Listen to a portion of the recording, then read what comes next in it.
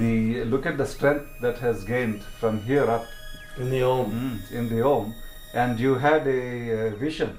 Yeah. You said She of did. this, That's one of the tall tears. shaft going out and opening into the clouds. Yeah. I had this amazing vision in my third eye, which I felt both there and above my head, a very powerful energy, and it was quite a unique experience I've never experienced before.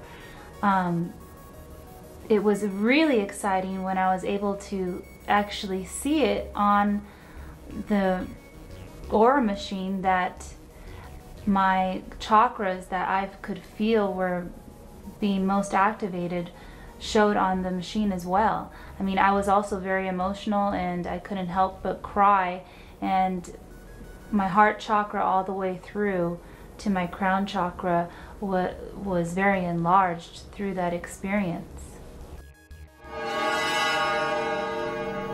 The average energy coherency, structure, and organization of the water had maintained a level of 8. The third meditation was a 2-hour sitting meditation. Each meditator pursued their own form of insight or sitting meditation. This is a very difficult practice.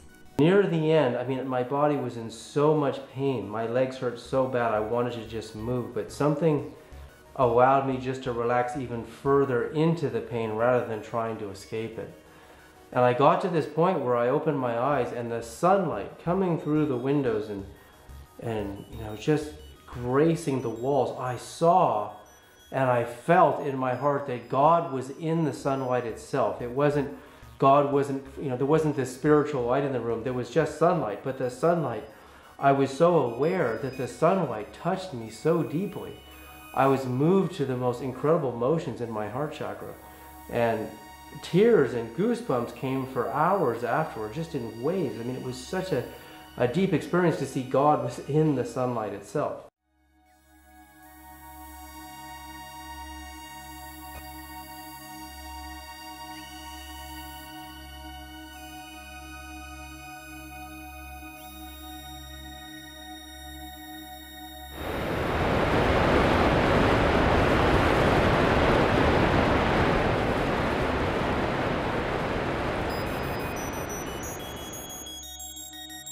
After 2 hours of meditation, Krishna took several readings of everyone's auras and the water's energy.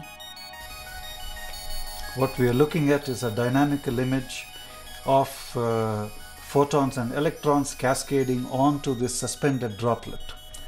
The water's energy went from a baseline of 10 to 5.5, which means it went nearly halfway to its total potential. This was astounding. David Sarita explains. The idea that my consciousness, that our consciousness as a group, that we affected a glass of water and we transformed its energy, its coherency and its structure, and we caused it to progress halfway to its total potential, 1 being the highest value, 10 being the lowest, 1 being the closest we can get to absolute oneness, is amazing. How did we do it? How did our brains and our state of consciousness cause the water to transform? How did it actually occur? Well, if we look at the idea that we are not just a particle, an organism, that we have this aura, this energy field. As this field extends beyond the physical boundaries, it's exchanging information with everything around it. In fact, I don't believe this is just occurring with water. Water is the easiest to see how consciousness is affecting reality, because the hydrogen and the oxygen atoms in H2O are actually the simplest structures and they're the easiest to see these effects. We're probably affecting the wood, the walls, in fact, each other, the planet even, and even beyond the planet. We're affecting everything with our consciousness. So imagine for a moment if a hurricane was coming in the future. But now, as people, instead of what we're doing with the weather forecasts, which we're amplifying the fear and we're looking at all the blowing of the winds and all the torment and so on. Imagine instead we had millions or billions of people simultaneously engaged in an organized, synchronized, guided imagery over the media of sending loving intentions and calming intentions to a storm, or even was redirecting it to a safer environment, would we find that the storm was diminished? Would we find that the storm might be moved?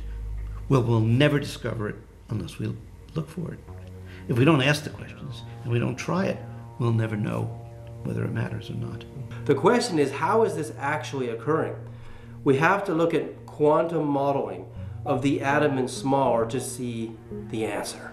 And the answer, as we look at it, was first discovered by a physicist named Walter Schempp, who in the 1990s found that atoms all around us in our bodies and in the air mass and the space are actually exchanging information with each other, having a dialogue. So the key is, how is this information propagated through the space-time medium? How is this occurring? Atoms are talking to each other and exchanging information all the time. And the way that it actually works is like this. If we look at the diameter of an electron spinning around the proton in a hydrogen atom, what physicists discovered is electrons jump shells or wavelengths. They change wavelengths, which means they change diameter. What Niels Bohr discovered is that when electrons jump into shorter diameters, they go into a higher frequency orbit, and when they do that, the atom radiates off some of its energy in the form of a light wave, in the form of electromagnetism.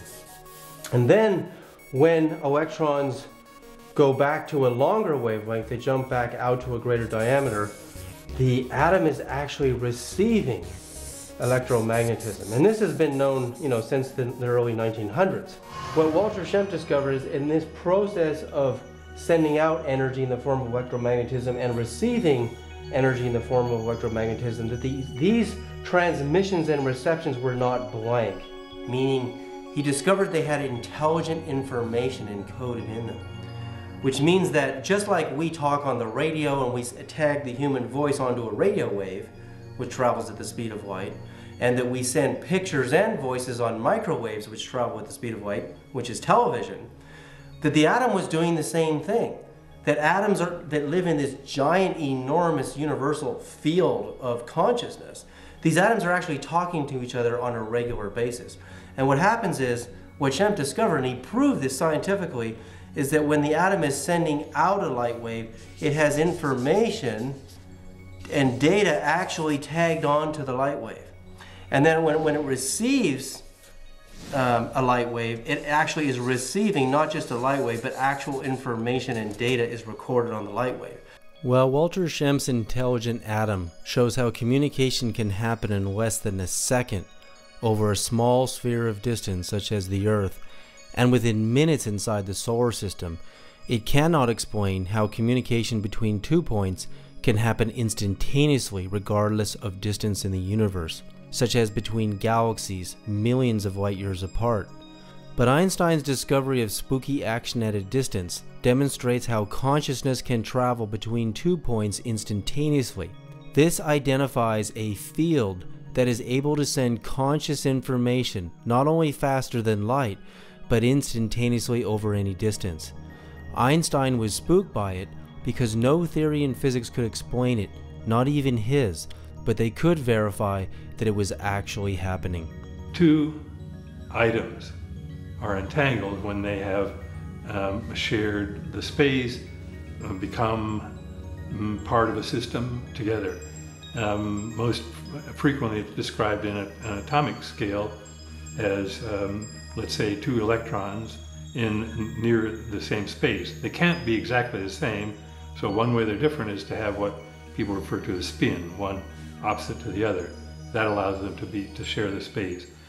And this shared system is called entangled. These 2 items, elements, which could be 2 people, are entangled with each other if they share qualities of the universe in their space. And if you fall in love with somebody, you are entangled with that person. If you belong to a group that gets together and has deep, stimulating discussions, you become entangled in such a way that all of you share some aspect of the others. In any case, this kind of entanglement even though we haven't been able to demonstrate it in strong terms in macroscopic cases like two people, it's real, demonstrable, and a function of atomic systems. And we're gradually moving toward demonstrating in laboratory experiments that it can happen at larger scale systems. It doesn't seem there should be any limit on that, so people undoubtedly can be entangled with each other. When scientists took a mother and baby rabbit, separating them over a great distance, they hooked both of their brains up to EEGs and atomic clocks to measure the event. They pinpricked the baby rabbit and the mother felt it instantaneously, not at the speed of light, which is 186,282 miles per second, but they felt it instantaneously. When Alain Aspect, the French physicist, did the same experiment by separating electron-anti-electron pairs over great distances, he found when stimulating the properties of one of the pairs, the other over a great distance would respond instantaneously. How did this happen? What conscious field is there that is beyond light speed communication and observation? My friend Dean Radin, for example, believed that entanglement is not just for atoms, that we can have entanglement at bigger scales and ultimately at macroscopic scales, and suggests that when we are communicating in what appears to be an impossible way, using telepathy or some kind of psychic connection, that can be described, and maybe accurately, using the terms of entanglement. Okay. Yes, I truly 100% believe that everyone is psychic. I think that some people have an easier time bringing out their abilities once they know the techniques and how to control them. And it really, more so than a matter of having the ability, because again, we all have it.